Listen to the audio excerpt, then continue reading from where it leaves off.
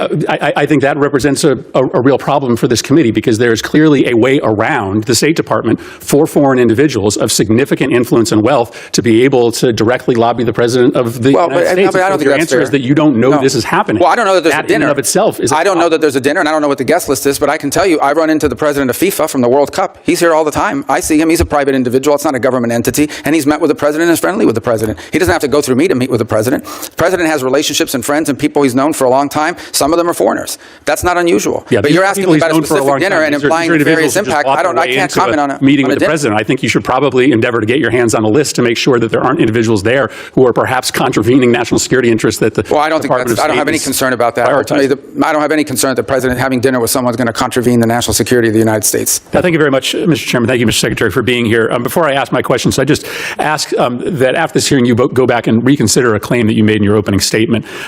It would certainly shock Americans to hear that only 12% of our foreign aid reaches recipients, needy recipients on the ground, the people who need the help. That is not actually an accurate number. That is the amount of our aid that goes directly to local groups on the ground. But as you know, most of our aid runs through bigger international organizations like Save the Children.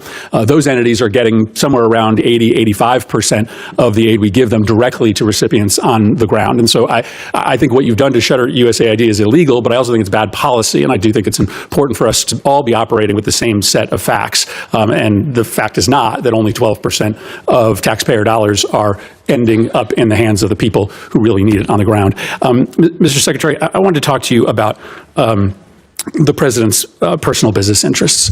During his first term, he made the decision to not enter into any new business deals during his presidency, that Trump-affiliated businesses would not enter into any foreign business arrangements. And that made sense, because obviously it can be confusing for foreign governments to know how to try to win favor with the U.S. government if they have one route, making concessions that are good for U.S. national security, and they also have another route, which is perhaps helping the President's business interests. The President obviously changed that policy, and in this administration, his business interests are announcing new agreements and new investments into those business interests by foreign governments. And I think it stands to reason that creates a real problem for foreign policy, and it creates a problem for foreign governments in which they don't exactly know what the best way is to try to get on good terms with the U.S. government and with the White House. Is it to do what's right for American national security, or might it also be to do a business deal with the President of the United States or the entities that he controls? Just to clarify, when the President's businesses are engaged in negotiations, for instance, with the UAE on their stablecoin business, there was this big investment announced recently. You are not part of those negotiations. Those are being done by the President's family or those representing the President's business. I'm not aware the President's involved in managing any business. He's other than the Presidency of the United States. His family is allowed to make business deals. They continue to operate the enterprises that his family ran. I also don't accept the notion that these deals, for example, in Saudi Arabia or the UAE or Qatar, had anything to do with the President. For example, the Qatar bought $200 billion worth of airplanes from Boeing. The President's not, as far as I know, not a shareholder, certainly doesn't own Boeing. So the overwhelming, if you look at the deals that were structured, they were involved in investments in the United States. That's the deals he signed, and or investments in, for example, the UAE or Saudi Arabia involving artificial intelligence. UAE did announce a massive investment in World Liberty Financial, and World Liberty Financial is controlled by the President. And the President does actively engage in these businesses. He uses his social media to market the businesses that are being run by his family. I mean, just go on to his social media feed and you will see him marketing his meme coin. So that is the President of the United States. That is not his son's doing. But just to be clear, that was not part of this. That was not an announcement as part of this trade visit that was conducted into the Middle East. Well, whether or not it was made during the time the President was there are obviously business deals being done between Trump entities and these countries. Let me ask you about the one that is probably most confusing to this committee, which is the planned gift of a plane to either the United States government or the President. Is it your understanding that this luxury plane that Qatar has offered the President, and the President has announced he is willing to accept, is a gift to the United States government, or is it a gift ultimately to the President himself that he can use in his library? Well, you'd have to talk to the Department of Defense, because this is a replacement, or at least a temporary bridge plane for Air Force One, the new Air Force One, which is way off its delivery schedule. And so that would have to be with the Air Force. They operate Air Force One. My understanding of it basically has been from the very beginning that this is a plane that was identified after talking to Boeing about what other planes around the world would fit the bill that are out there that could be used now. They identified the ones that Qataris had as an opportunity for one, and as a result, or the UAE had as opportunity for one. And that's how that deal was. And it's not your understanding that the plane ultimately will belong to the president or to the president's library after? Well, I'm not involved at that level of it. I've never heard that before. What I've heard is that plane will replace Air Force One, which is an Air Force plane. Let me ask you about the dinner that's happening this Thursday night. The president has offered access to him to the 200 top purchasers of his meme coin. Reports are that maybe about half or more of those individuals who will be meeting with him, many in a VIP reception, are foreigners. Do you have a list of those foreign individuals who will be meeting with the president? I don't. I don't know anything about it. I didn't even know there was a dinner on Thursday night, so I'm not sure what you're referring to. So you don't know whether any of the foreign individuals who are going to be meeting with the president this Thursday night, for instance, are on our list of sanctioned individuals, or whether any of those individuals have connections to, let's say, terrorist organizations abroad? Well, I think if they had terrorist links, the Department of Homeland Security probably would not have allowed them into the country. But I don't even know there is a dinner on Thursday. You're asking me about something I don't know about. Well, but listen, this is a dinner that the president is having.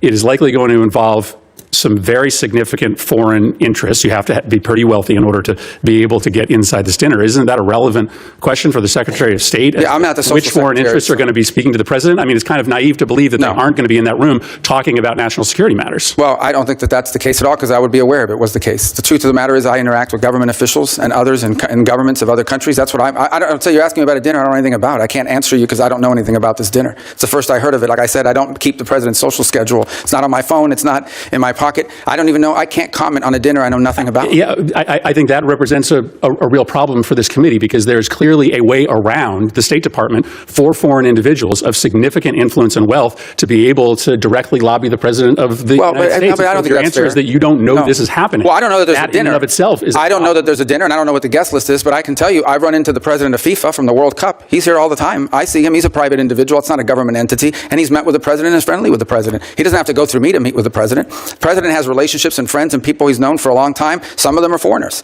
That's not unusual. Yeah, but you're asking me about a specific dinner and implying various impact. I can't comment on a meeting with the president. I think you should probably endeavor to get your hands on the list to make sure that there aren't individuals there who are perhaps contravening national security interests that the Department of State I don't have any concern about that. Ultimately, I don't have any concern that the president having dinner with someone is going to contravene the national security of the United States. This wasn't just another oversight meeting. This was a moment of rare clarity, where the quiet parts of Trump-era corruption were said out loud. It all started with a claim Rubio's State Department had been quietly pushing, that only 12% of U.S. foreign aid reaches people in need. But Murphy shut that down instantly. The 12% figure refers to direct funding to local groups. What it ignores is that over 80% of foreign aid, when it passes through vetted, larger organizations, still reaches those on the ground. It's a sleight of hand designed to mislead taxpayers and justify gutting USAID, America's most vital tool for humanitarian support abroad. And that's not just bad policy. As Murphy pointed out, it's likely illegal. Defunding or dismantling USAID without congressional approval violates the statutory mandate of the agency. But Rubio had no answers, just vague deflections. Then things got far more serious.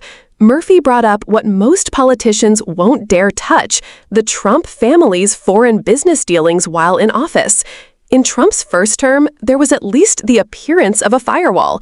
No new foreign deals, no mixing of statecraft with private gain. But now, that firewall is gone. Trump-linked companies are actively announcing new deals with foreign governments. In some cases, those governments include authoritarian regimes. And here's the kicker. At the same time those governments are signing business deals with Trump entities, they're also lobbying the U.S. government for favorable policies. That's not just a conflict of interest, that's a backdoor channel to power. Rubio, again, denied involvement. The president's family is allowed to do business, he said. That's not unusual. Yes, you heard that right. A meme coin, like Dogecoin, but linked to the Trump brand. Top 200 buyers were reportedly promised a seat at the table with the president himself. Reports suggest over half of them may be foreign nationals. And Rubio? He claims he had no idea this dinner was even happening. That's not just incompetence, that's dangerous. Here's why. Foreign nationals meeting privately with a former president who still holds massive sway over U.S. foreign policy, especially in a party that bows to him, could mean unmonitored lobbying. And we have no public list of who these people are. Murphy asked if they're sanctioned or have ties to terrorist organizations. Rubio couldn't say. Now, if you're wondering, wouldn't Homeland Security screen them? Yes, in theory, but let's not kid ourselves. If a wealthy foreign donor enters under the guise of private citizen, meme investor, and there's no formal diplomatic label on the visit, then there may be no intelligence briefing, no oversight, and no accountability. It's a loophole. This is the same Trump who accepted a gifted luxury jet from Qatar, supposedly for temporary use by the Air Force. But there are questions about who really benefits from that jet. Will it be donated to the president's personal library? Will it be used for political travel in 2026 or 2028? No one knows, and Rubio claimed total ignorance. So let's connect the dots here. The Trump family is receiving foreign investment into their private businesses. Foreign governments know this. Some of them are buying influence, dinners, and maybe even policy, all while official oversight is completely asleep at the wheel. And Rubio, as Secretary of State, can't even tell the committee who's dining with the president this week. Here's what that means. The State Department, the agency responsible for managing U.S. foreign relations, has lost control over one of the most influential diplomatic pipelines, the president's private business. This isn't just unethical, it's a national security threat. Because foreign entities no longer need to go through normal channels. They can just go through Trump Tower, or Truth Social, or whatever shell company is fronting the meme coin. Even if you think Trump's politics are justified or his policies had merit, this isn't about partisanship. It's about power for sale. And the people who are buying it, they don't always have America's best interests in mind.